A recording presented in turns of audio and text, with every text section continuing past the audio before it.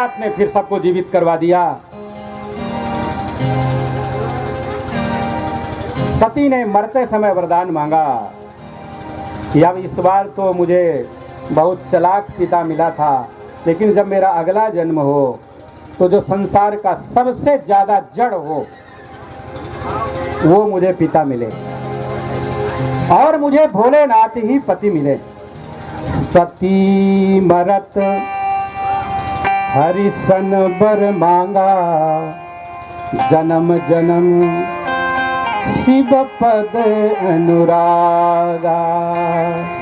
तेहि कारण हिमगिरि गृह जाई, जननी पार्वती तनु पाई। कोई मूर्ख होता तो उसको आदमी कहता कि इसके बुद्धि में तो पत्थर पड़ गया। पत्थरों का समूह पहाड़ होता है और पहाड़ों के राजा को क्या कहते हैं? पर्वतराज। और पर्वतराज कौन है? हिमालय। अस्त्युत्तरस्याम दिशि देवतात्मा, हिमालयो नाम नगाधिराजः। बताइए, जड़ता की पराकाष्ठा। लेकिन एक विशेषता है कि कितना भी झंझावात आए, तूफान आए, आंधी आए, वर्षा आए, कभी हिलता नहीं है। और पार्वती जी यही सोची थी कि मुझे ऐसा ही पिता मिले। चालाकी का तो मैंने फल देख लिया, अब थोड़ा जड़ता वाला देखें। पार्वती जी का जैसे ही वहां जन्म हुआ, सब सुख समृद्धियां वहां अणिमादि सभी अणिमा महिमा गरिमा लघिमा प्राप्त काम सिद्ध सिद्ध अष्ट सिद्धियां नव निधियां सब डेरा जमा ली। इनकी माता जी का नाम है मैना। देवर्षि नारद पधार गए। एक बार मैना जी ने अपने पुत्री को बुला के पूछा कि इसका विवाह कैसा दूल्हा मिली। दूल्हा के बड़ी चिंता बा।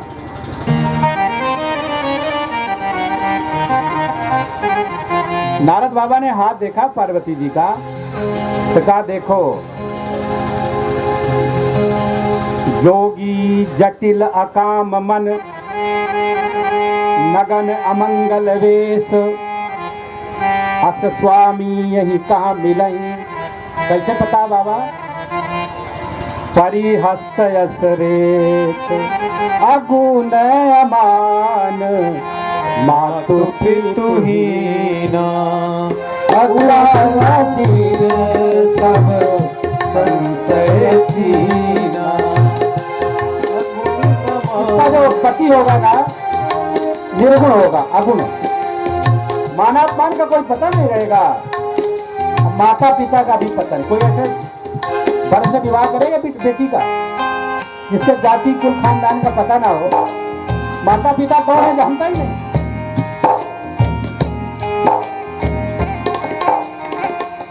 अगुण मातु पितुहीना उदासीन, प्रसन्न रहता ही नहीं हमेशा, बस कोई संशय ही नहीं है।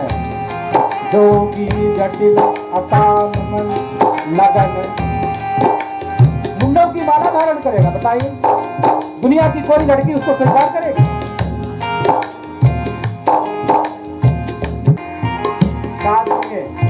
माता जी, ये आपकी पुत्री तो जरूर है, लेकिन ये संसार की माता है। इसके जन्म ले लेने से आपके कुल का उद्धार हो जाएगा। और जो मैंने बर के दोष बताए, जोगी जटिल अकाम मन लगन अमंगल वेश,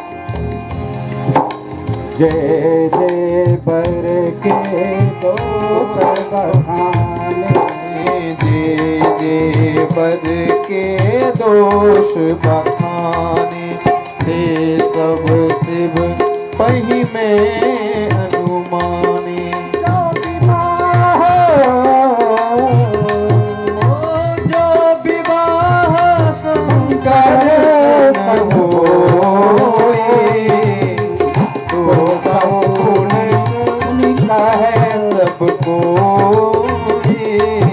भानु कृष्ण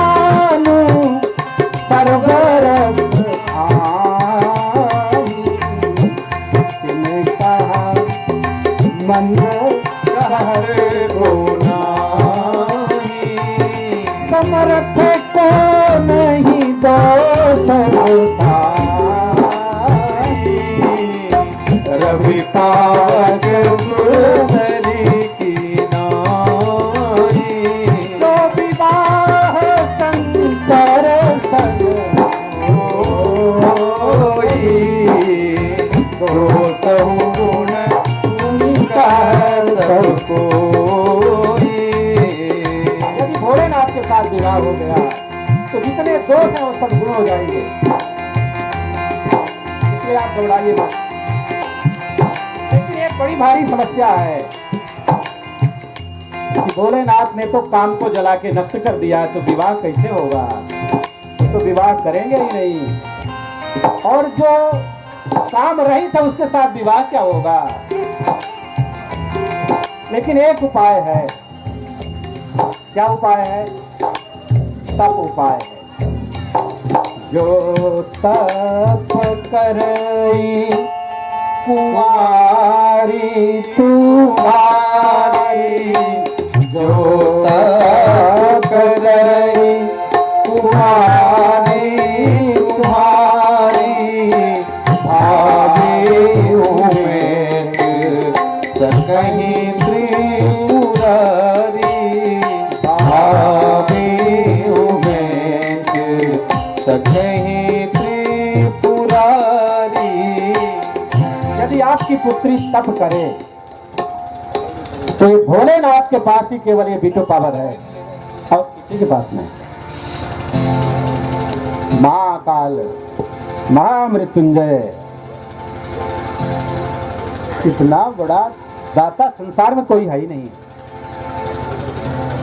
महादेव महादेव महादेवेति यो वदेत्, 3 बार केवल महादेव बोल दिया तो भोलेनाथ कहते हैं कि एक बार बोलने से मुक्ति तक ले लो।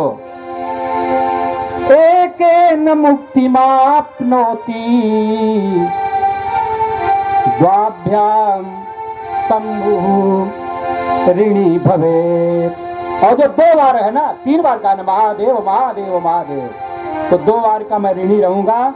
जब जरूरत पड़े तो ब्याज सहित ले लेना। इतना बड़ा उदार भोलेनाथ से निराला, महादेव से निराला कोई और नहीं, हो ही नहीं सकता। अमृत पीने के लिए तो सब व्याकुल रहते हैं, लेकिन जो भक्त की रक्षा के लिए कालकूट महाविष को अपने कंठ का आभूषण बना ले, नीचे भी नहीं जाने दिया, मुख में भी नहीं रहने दिया। पार्वती महारानी तप करने लगी। अति सुकुमार नतनु तपयोग, सुकुमार नहीं, अति सुकुमार। अति पद सुनी सब भोग, अति पद सुनी सब छोड़ दिया। परीक्षा देने के लिए 7 एग्जामिनर एक साथ आ गए। एक परीक्षा का है तो पसीना छूट जाता, बृहस्पति की बुद्धि भी कुंठित हो जाती। और यहाँ 7 महारथी, कौन कौन? विश्वामित्र, जमदग्नि, भरद्वाज, गौतम, अत्रि, वशिष्ठ और कश्यप। 7 ऋषि, यही सप्तऋषि हैं। इन्होंने पूछा आके कि क्या चाहती है बेटी, इतना बड़ा तप कर रही है। तो इसने कहा कि आपसे क्या मतलब है, आपके सर्टिफिकेट की मुझे कोई जरूरत नहीं। मैं कह रहे बताओ तो सही। पार्वती जी ने कहा कि मेरे गुरु ने जो कह दिया मैं वही कर रही हूं। कौन गुरु? कहे नारद जी, कह रे राम राम, कुछ झूठा। अरे सुनो तो, तुम्हारा गुरु है कितना कमाल का। एक बार बेचारा वो विवाह करना चाहता था,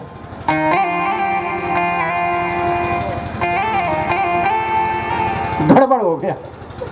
विश्वरूप वो जो कुमारी थी ना, तो उसने प्रण कर लिया कि मैं संसार में किसी का जोड़ा सही रहने नहीं दूंगा। अब उसकी बात पर तू विश्वास करके ऐसा पति चाह रही है, नंगा भिगमंगा धड़ंगा, बताओ कहा कवन सुखा से बर पाए, भली भूले ठग के बौरा। अरे वो ठग है। अरे तुमको विवाह करना है तो हम तुम्हारा विवाह करा देंगे। किससे? जिसकी लीला का बखान वेद करते हैं, शेष की सैया पर, उससे कोमल सैया संसार में कितना ही बड़ा कोमल गद्दा हो ना, तो क्या वो शेष नाग से कोमल होगा क्या? शेष की सैया पर विराजमान रहता है। और सवारी क्या है? कोई विमान की गति आज तक इतनी हो ही नहीं सकी, गरुड़ भगवान। और वैजंती माला धारण करते हैं, कौस्तुभ मणि की माला धारण करते हैं। इतना सुंदर रूप है कि काम देख के लजा जाता है। भगवान कृष्ण को इसलिए कंदर्प दर्पहा कहा गया। जयति श्रीपतिर गोपी। कंदर्प माने कामदेव। कामदेव जब भगवान के रूप को देखता है तो कहता है कि मैं तो कुछ है ही नहीं, उनके साथ तुम्हारा विवाह कर देंगे, कि छोड़ो तुम ठग की बात को। पार्वती जी ने कहा कि आप लोग कृपा करिए, जाइए अपने अपने घर, मुझे नहीं कुछ सुनना है। मुझे मेरे गुरु ने जो कह दिया वो कह दिया, मैंने मान लिया। गुरु के वचन प्रतीति न जेहि, गुरु के वचन प्रतीति न जेहि, अपने हो सुगम न सिद्धि कछु अपने हो सुलभ, न सुख सिद्धि तेहि। तो जब कुछ नहीं कर पाए तो उन्होंने कहा कि तू क्या विवाह करेगी? अरे उसने तो काम को जला के भस्म कर दिया है, ऐसा पति लेके क्या करेगी? तो पार्वती जी ने कहा कि धन्य हो महात्मा, तुम्हारे जान काम अब जा रहा, अब लगी शंभु रहे सभी कारा। धन्य हो, मुझे आपकी बुद्धि पर तरस आ रही है। अरे वो तो हमेशा से निष्काम है, योगी हैं। तो मुनियों की जब एक नहीं चली तो उन्होंने कहा कि इस जन्म में तुम्हारा विवाह नहीं होगा, हम ये कह दे रहे हैं। तो पार्वती जी ने कहा कि अगले जन्म में? तो कहा हम 100 जन्म की जिम्मेदारी बता रहे हैं। तो कहा मैं 1000 जन्म तक। कहा 1000 में भी नहीं होगा, लीजिए।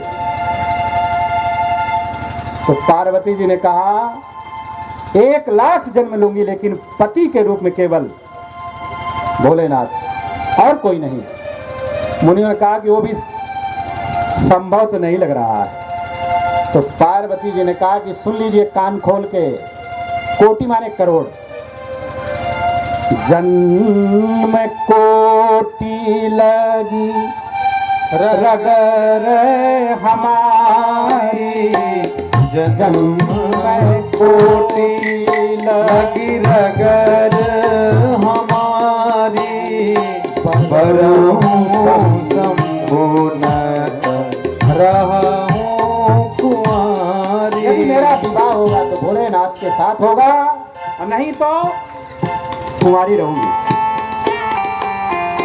शिव पुराण में एक कथा है कि भोलेनाथ जी स्वयं परीक्षा लेने गए।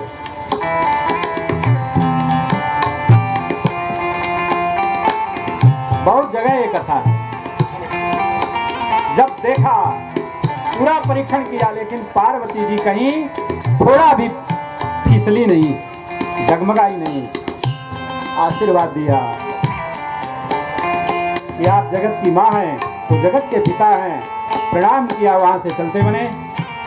ये पार्वती जी पति के लिए इतना बड़ा तप की है, इसलिए यदि सीता जी का विवाह नहीं हो रहा था तो किसकी आराधना की?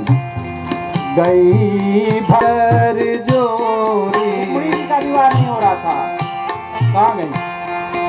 अंबिका पार्वती जी की उपासना करती। आज भी दुनिया में जिसका विवाह न होता हो तो पार्वती जी की केवल उपासना करती।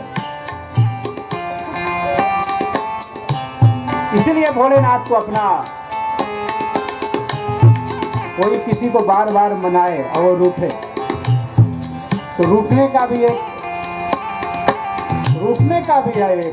अलग स्वाद है। लेकिन वो कोई यदि दिल वाला हो तो भागवत की कथा में तो यही लिखा, और वो और उससे ज्यादा रूठ गया तो उसको।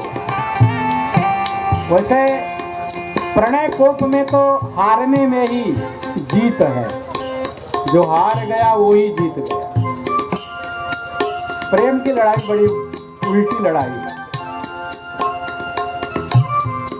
लेकिन ये तो जिनके हृदय में प्रेम है वो ही जानता है। वो पत्थर हृदय क्या जानेगा, वो कहाँ पिघलेगा। और जिसमें सहृदयता हो तो पिघल के रस वर्षण करने लगेगा।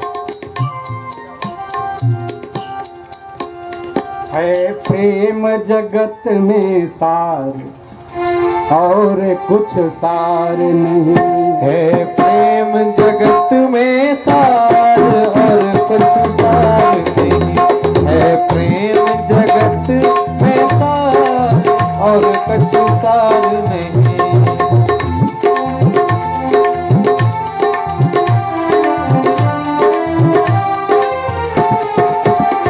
है प्रेम जगत में सार और कुछ सार नहीं।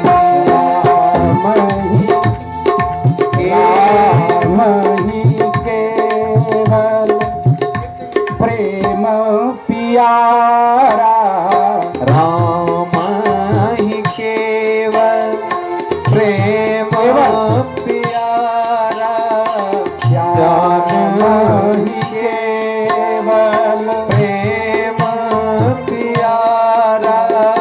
लोक ही लोक मारे संसार, लोक ही केवल प्रेम प्यारा, जानिए हो जो जाना निहारा। प्रेम जगत में सार कुछ सार नहीं, है प्रेम माता पार्वती की।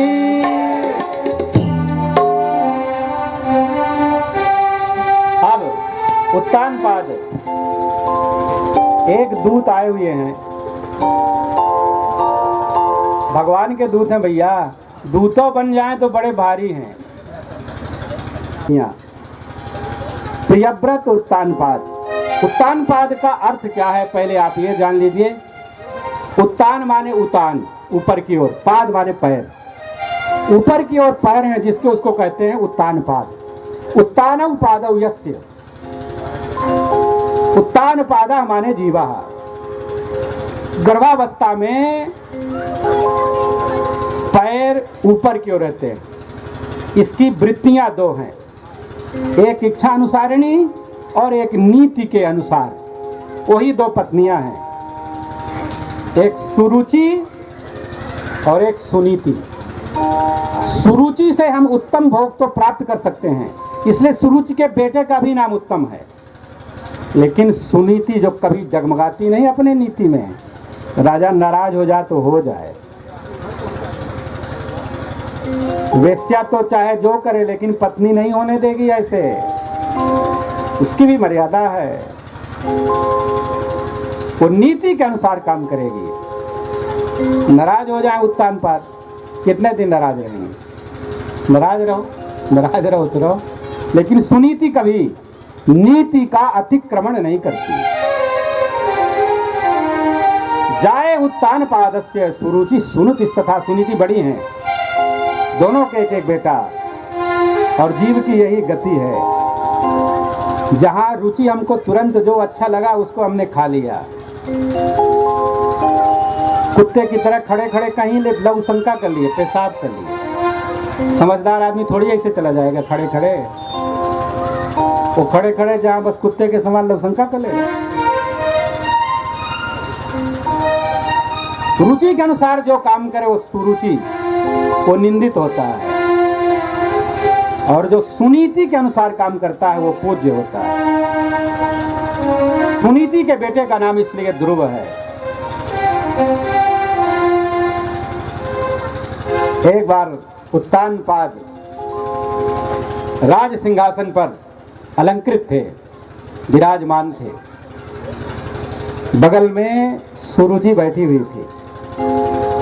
डरते थे कि नाराज हो जाएगी तो मेरा भोग बंद हो जाएगा। सुरुचि की आंख देख के, इशारा समझ के ही कुछ करते थे। 5 वर्ष का छोटा सा प्यारा सा बच्चा, नन्हा कोमल अंगों वाला राजा का बेटा है, और भी सुंदर है, और जिसमें भक्ति के लक्षण गर्भ से मिल गए हों, उसका शरीर भी देखने से ही अच्छा लगता है, भले ही काला कलूटा हो। बड़ा सुंदर रूप है ध्रुव जी का। राजा की गोद में बैठना चाहे, डांट दिया सुरुचि ने, इतना बड़ा अभिमान।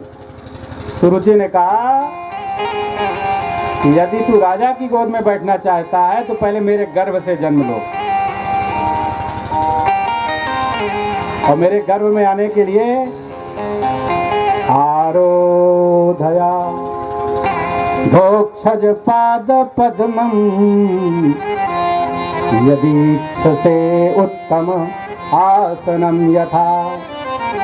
अधोक्षज श्रीमन नारायण की चरण कमल की सेवा करो। लेकिन कितनी अच्छी बात कही, कही यही ना कि भगवान की पूजा करो, और इसके बाद मेरे गर्भ में आके जन्म लो, तब तू राजा की गोद में बैठेगा। क्षत्रिय कुल है, राजा उत्तानपाद है, नहीं सह पाया, माता के पास गया, सुनीति के पास। सुनीति अपने पुत्र के इतने बड़े अपमान को सुनने के बाद भी मन में विद्वेष नहीं भरा।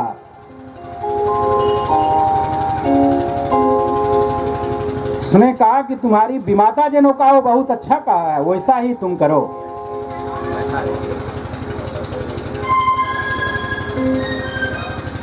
नारद जी महाराज पधारने वाले हैं, लगता है अनुज जी ऐसा बता रहे, अब इनको दूत नहीं कहेंगे दोबारा। अच्छा दांत तो दिखा रहे हैं, इसका मतलब नाराज नहीं। इसका मतलब तो यही हुआ ना, नाराज होते तो कि नाटक कर रहे हैं, इसे आदमी बिना मन के भी हंस लेता है, हंसने का मन नहीं है तो जबरदस्ती है हंस रहा, तो हंसेगा तो मुंह खुले। बोले श्री कृष्णचंद्र भगवान की।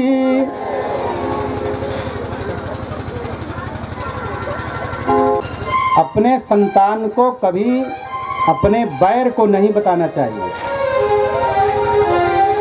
उसका स्वयं अपना भोग करके खत्म करो। अपनी संतति को काहे उसमें फंसा रहे हो, सबके साथ प्रेम करो। जो किसी कारण से विरोधी हो गया है, हम तो विकास से एक दिन कहे शुरू वाले दिन कल कि सबको जाओ हाथ जोड़ के बुलाओ, जिससे कभी बोल चाल न रहा उसको भी हाथ जोड़ के कहो कि कथा हो रही है, चलिए सुनिए। इसलिए नहीं कि भीड़ हो जाएगी, कोई जरूरत नहीं है, तुम ऐसे ही कह देते हैं। उसका भी मन अच्छा हो जाएगा और वो आके कथा सुनेगा तो उसको पुण्य मिलेगा, उसका पाप नष्ट होगा तो आपको भी पुण्य मिलेगा, क्योंकि प्रेरक को छठा अंश अपने आप मिल जाता है और आप जितने लोगों को बुला के लाएंगे ना, ये प्रजातंत्र है ना, तो मैं राजनीति की बात नहीं करता। यहाँ तो जनता को जनार्दन पहले से ही कहा गया है।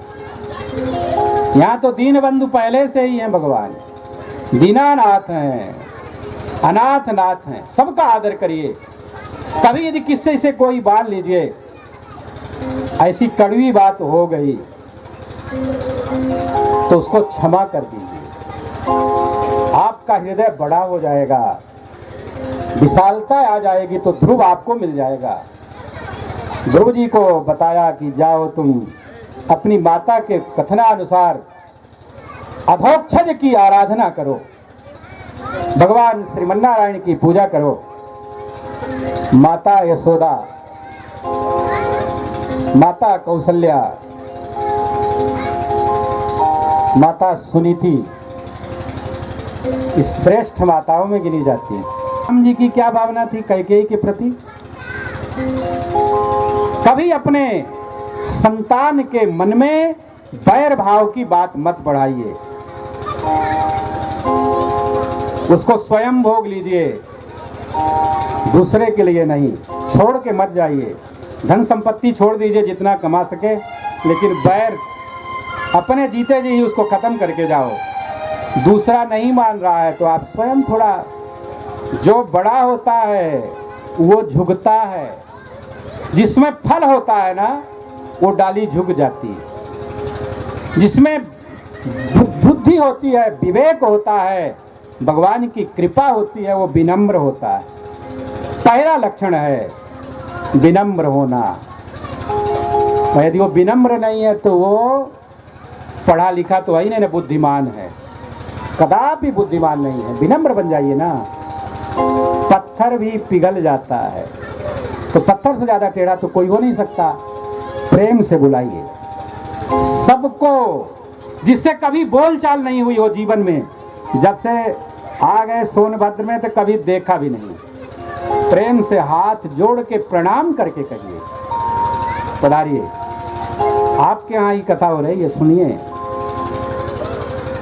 इसलिए नहीं कि हमारी भीड़ बढ़ जाएगी, बिल्कुल नहीं, उसका कल्याण हो जाएगा तो मेरा भी कल्याण हो जाएगा। इसलिए माता सुनीति ने अपने बेटे के मन में कभी बैर भाव को नहीं बढ़ाया। आप पढ़ लीजिएगा, संतों से हमने यही सुना। दुख तो अत्यंत है, बेटे को यदि कांटा लग जाए पैर में ना तो माता का हृदय कचोट जाता है, उसको पता लग जाता है कि मेरे बेटे को कष्ट हो गया है। बिना बताए, और वो कह देगी कि मेरा मन घबरा रहा था, तू ठीक से था ना, तो बताएगा कि हाँ मम्मी ऐसा था, अभी कुछ तो बता देगा। लेकिन ये बात जिनकी बुद्धि में थोड़ी सात्विकता ज्यादा, उनको ज्यादा अनुभव होता है, पता तो सबको चलता है। तो ध्रुव जी महाराज के कष्ट से व्यथित हृदया सुनीति, सो तो नहीं है लेकिन तंद्रा आ गई है। अर्धरात्रि का समय हुआ, 5 वर्ष का राजपुत्र बालक ध्रुव अपने माता के चरणों में सिर रख के प्रणाम किया। माता पिता का आशीर्वाद दुनिया में कभी निष्फल हो ही नहीं सकता, एकदम पक्की बात है ये, शास्त्र सम्मत बात मैं बोल रहा हूं। लेकिन ऐसा काम करे बेटा कि माँ का हृदय द्रवीभूत हो जाए। वैसे दुनिया में कहा गया है कि कुपुत्रो जाए तो क्वचिदपि कुमाता न भवति, तो आशीर्वाद हमेशा झरता ही रहता है, झरने की तरह। किंतु पिता और माता के आशीर्वाद लेने की पात्रता होनी चाहिए पुत्र में, तब वो रखेगा ना। पात्रता हो तब तो रखे आशीर्वाद, और पात्रता बिना श्रद्धा के, बिना समर्पण के, बिना विश्वास के आ ही नहीं सकती है। इसलिए होना चाहिए। माता जी के चरणों में सिर रख के प्रणाम किया, माता ने ही मानो आशीर्वाद दे दिया। घर से बाहर निकल पड़ते हैं, राजमहल से बाहर निकले ध्रुव। झिंगुर बोल रहे हैं। रात में आप अकेले में निकलिए यदि कभी साइंस, यदि थोड़ा कोई डरपोक हो तो कुछ दूसरा हो जाए। तब तक गुरुदेव पधार गए बिना बुलाए। गुरुदेव ने सोचा कि इस जीव का कल्याण करना है, बुलाया नहीं था। आ गए गुरुदेव। गुरुदेव कौन है? नारद जी। नारद जी ने आके पहले परीक्षण लिया। कहा कहाँ जा रहा है बालक? तो कहा जा रहा हूँ नारायण की गोद में बैठने के लिए, तीनों लोकों के राजा की गोद में बैठने जा रहा हूँ। नारद जी ने कहा अरे तू अभी खेलने खाने का समय है, तू कहाँ ये बाकी बाकी बात कर रहा है? कहा नहीं नहीं मुझे जाना है। जब देखा ऐसी श्रद्धा को गुरुदेव ने तो द्वादशाक्षर मंत्र का उपदेश दिया। 2 बार आप नाम ले लीजिए, इस मंत्र को पढ़ लीजिए। ओम नमो भगवते वासुदेवाय। ओम नमो भगवते वासुदेवाय। ओम नमो भगवते वासुदेवाय। वासुदेवाय वासुदेवाय वासुदेवाय वासुदेवाय। ओम नमो भगवते वासुदेवाय। ओम नमो भगवते वासुदेवाय। वासुदेवाय मेरो कृष्ण चंद्राय। वासुदेवाय मेरो कृष्ण चंद्राय। ओम नमो भगवते वासुदेवाय। ओम नमो भगवते वासुदेवाय। महाराज की जय हो। आप लोग बैठे बैठे गुरु जी का स्वागत करिए। ओम नमो भगवते वासुदेवाय। ओम नमो भगवते वासुदेवाय। ओम नमो भगवते वासुदेवाय। ओम नमो भगवते वासुदेवाय। वासुदेवाय वासुदेवाय वासुदेवाय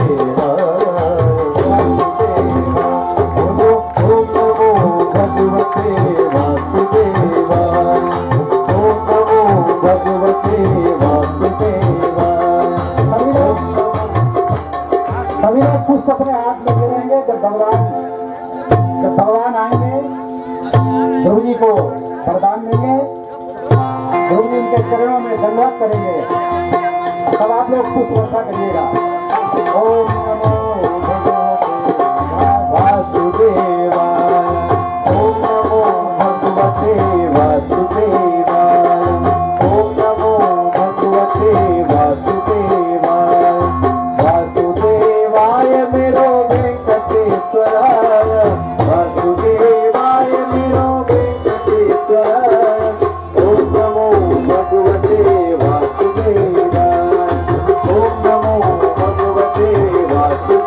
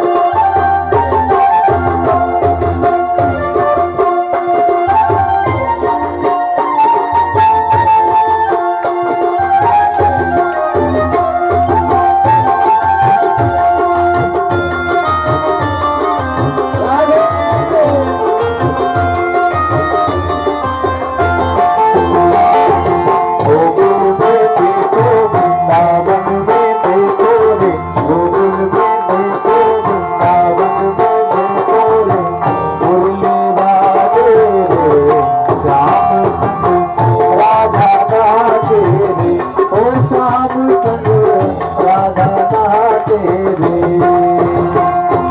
गोकुल में देखो वृंदावन में देखो रे, गोकुल में देखो वृंदावन में देखो रे, मुरली बाजे रे श्याम संग राधा नाचे रे, ओ श्याम संग राधा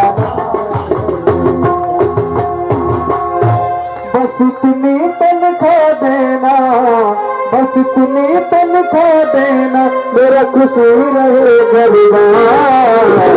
दे दे अपनी नौकरी राधा दे दे, दे दे अपनी नौकरी राधा दे दे। बस इतनी तनखा देना, बस इतनी तनखा देना, मेरा खुश रहे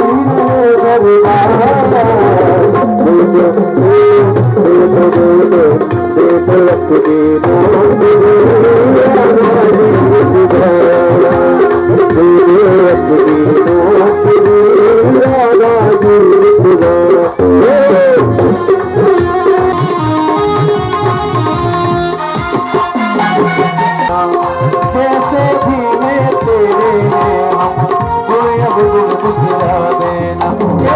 तेरी कृपा होगी तो, तेरी कृपा होगी तो मेरा खुश होगा परिवार। दे दो अपनी नौकरी राधा जी दुबारा, हो दे दो अपनी नौकरी राधा जी दुबारा। बोलिए लक्ष्मी नारायण भगवान की, बोलिए लक्ष्मी नारायण भगवान की, बोलिए दुर्गी महाराज की।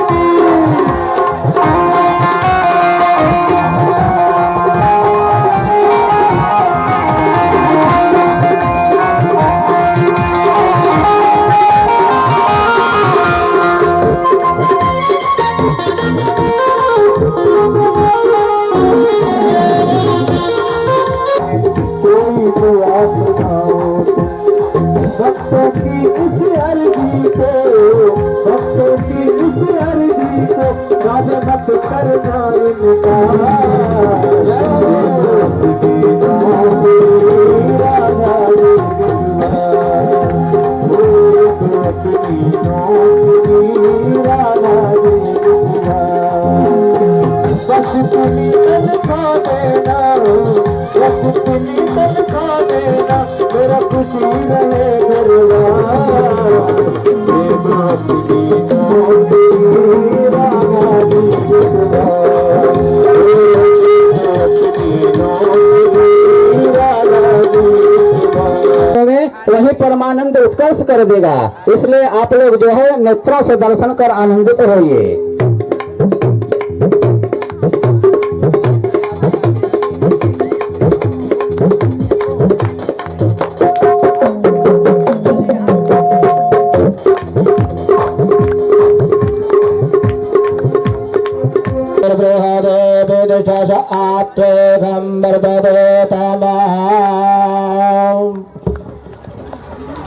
ओम अग्निर्ज्योतिर्ज्योतिरग्नेः स्वाहा, सूर्योज्योतिर्ज्योतिः सूर्यः स्वाहा, अग्निर्वच्चोज्योतिर्वच्चः स्वाहा, ज्योतिः सूर्यः सूर्योज्योतिः स्वाहा। चंद्रमा मनसो जातचक्षुः सूर्यो अजायत, श्रोत्राद्यायुश्च प्राणश्च मुखादग्निरजायत।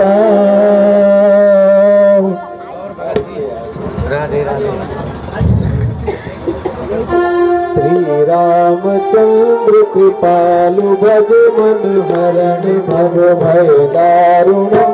नरतंज लेखन कंज मत कर कंज पद कंजारुणम।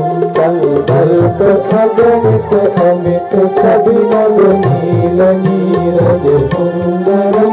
पटदीप मानव तर तर चित भूमि जनक सुतावरम।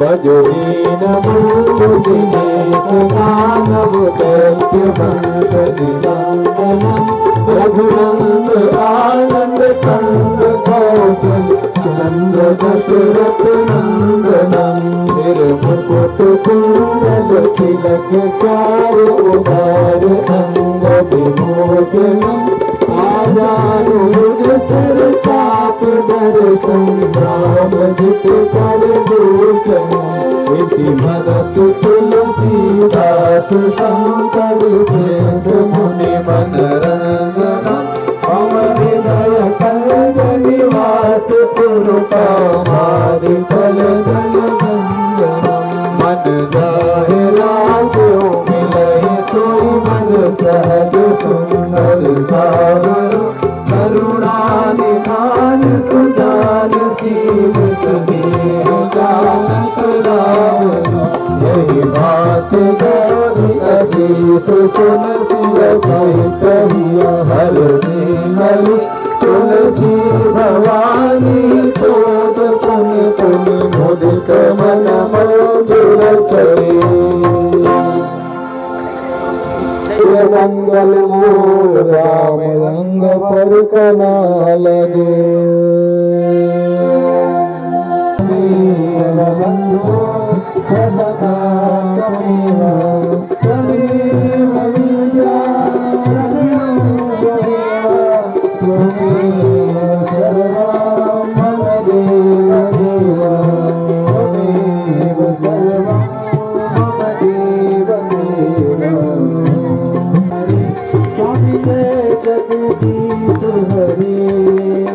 भक्त जनों के संकट दास जनों के संकट क्षण में दूर करे ओम जय जगदीश हरि जो नामे फल पावे सुख बिन से मन स्वामी सुख बिन से मन सुख संपत्ति घर आवे सुख संपत्ति घर आवे ऐसे निकेतन का ओम जय जगदीश हरे मात पिता तुम मेरे शरण रहूं मैं किसकी स्वामी शरण रहूं मैं किसकी तुम बिन और न दूजा सब बिन और न दूजा आज करूं मैं किसकी ओम जय जगदीश हरे तुम पूर्ण परमात्मा तुम अंतर्यामी स्वामी तुम अंतर्यामी पार ब्रह्म परमेश्वर परम पिता जगदीश्वर तुम सबके स्वामी ओम जय जगदीश हरे तुम करुणा के सागर तुम पालन करता स्वामी तुम रक्षा करता मैं मूरत करतानी मैं सेवक तुम स्वामी कृपा करो बरता ओम जय जगदीश हरे तुम हो एक अगोचर सबके प्राणपति स्वामी सबके प्राणपति इस बुद्धि दिनो दयामय इस बुद्धि दिनो कृपामय तुमको मैं तुमको ओम जय जगदीश हरे दीन बंधु दुख हरता तुम ठाकुर मेरे स्वामी तुम दासत मेरे अपने हाथ उठाओ अपनी शरण लगाओ द्वार बड़ा दे ओम जय जगदीश हरे दुष्कर विकार दिखाओ दास हरो देवा प्रभु कष्ट हरो देवा भक्ति बढ़ाओ भक्ति बढ़ाओ शंकर की राम ओम जय जगदीश हरे धन और सुख है तेरा स्वामी सब कुछ है तेरा तेरा तुझको अर्पण करेगा प्रभु को समर्पण जाया मेरा ओम जय जगदीश हरे राम सुकर की आरती कोई नहीं